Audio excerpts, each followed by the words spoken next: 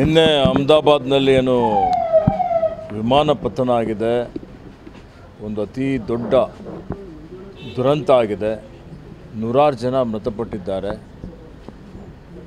ಈ ಸುದ್ದಿ ನನಗೆ ಮುಟ್ಟಿದ ತಕ್ಷಣ ಅತ್ಯಂತ ದಿಗ್ಭ್ರಮೆ ಆಯಿತು. ಅತ್ಯಂತ ದುಃಖದ ಸಂಗತಿ ಆಗಿದೆ, ಅತ್ಯಂತ ನೋವಿನ ಸಂಗತಿ ಆಗಿದೆ.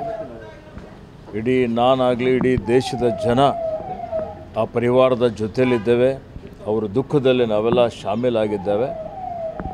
ಮತ್ತು ಇಂಥ ಒಂದು ದುರಂತಗಳು ನಡೆಯದ ರೀತಿಯಲ್ಲಿ ಶಾಶ್ವತವಾಗಿ ಇವತ್ತು ಸರ್ಕಾರಗಳು ಕ್ರಮ ಕೈಗೊಳ್ಳುವಂಥದ್ದು ಭಾಳ ಅವಶ್ಯಕತೆ ಇದೆ ಅಂತೇಳಿ ಹೇಳಿ ನಾನು ಹೇಳಲಿಕ್ಕೆ ಬಯಸ್ತಾ ಇದ್ದೇನೆ.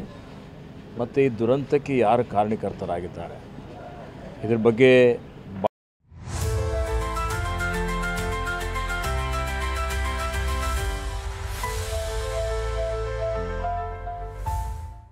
ಭಾಳ ನಿಷ್ಪಕ್ಷಪಾತವಾದಂಥ ಒಂದು ತನಿಖೆ ಆಗಬೇಕು.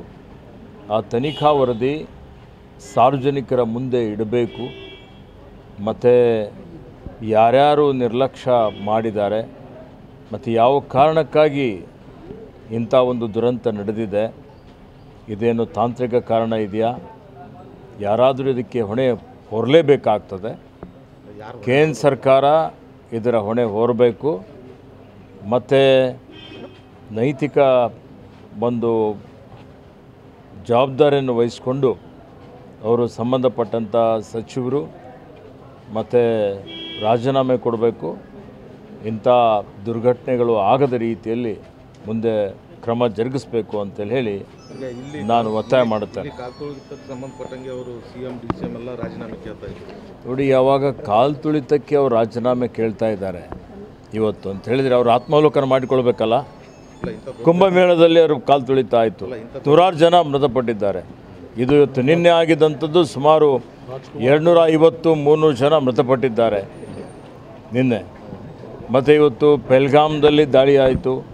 ಹಿಂದೆ ಇವರು ಸರ್ಕಾರಗಳಿದ್ದಾಗ ವಿಮಾನ ಅಪಹರಣ ಆಯಿತು, ಪಾರ್ಲಿಮೆಂಟ್ ಮೇಲೆ ದಾಳಿ ಆಯಿತು, ಪುಲ್ವಾಮಾ ಮೇಲೆ ದಾಳಿ ಆಯಿತು, ಅಕ್ಷರಧಾಮ್ ಮೇಲೆ ದಾಳಿ ಆಯಿತು.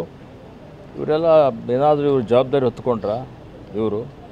ಇದಕ್ಕೆ ಇವತ್ತಿನ ಪರಿಸ್ಥಿತಿಯಲ್ಲಿ ನಾವು ಸಾವಿನಲ್ಲಿ ರಾಜಕೀಯ ಮಾಡುವಂಥದ್ದು ಅಲ್ಲ, ಯಾರೂ ಮಾಡಲೂಬಾರದು. ಇದು ಅತ್ಯಂತ ದುರದೃಷ್ಟಕರವಂಥದ್ದು ಮತ್ತು ಅತ್ಯಂತ ದುಃಖದ ಒಂದು ಸಂಗತಿ. ಇಂಥ ಸಮಯದಲ್ಲಿ ನಾವೆಲ್ಲರೂ ಸೇರಿಕೊಂಡು ಒಗ್ಗಟ್ಟಾಗಿ ಆ ಪರಿವಾರ ಜೊತೆಯಲ್ಲಿದ್ದುಕೊಂಡು ಇವತ್ತು ಇದು ಯಾಕೆ ಈ ಒಂದು ದುರಂತ ಆಗಿದೆ ಅನ್ನುವಂಥದ್ರ ಬಗ್ಗೆ ಇವತ್ತು ವಾಸ್ತವಾಂಶದ ಒಂದು ಸಂಗತಿಗಳನ್ನು ತನಿಖೆ ಮುಖಾಂತರ ಎಲ್ಲ ವರದಿಯನ್ನು ಪಡೆದು ಮುಂದಿನ ಕ್ರಮ ಜರುಗಿಸಬೇಕು ಅಂತೇಳಿ ನಾನು ಹೇಳಲಿಕ್ಕೆ ಬಯಸ್ತೇನೆ. ನಿಮಗಿರುವಂಥ ಮಾಹಿತಿ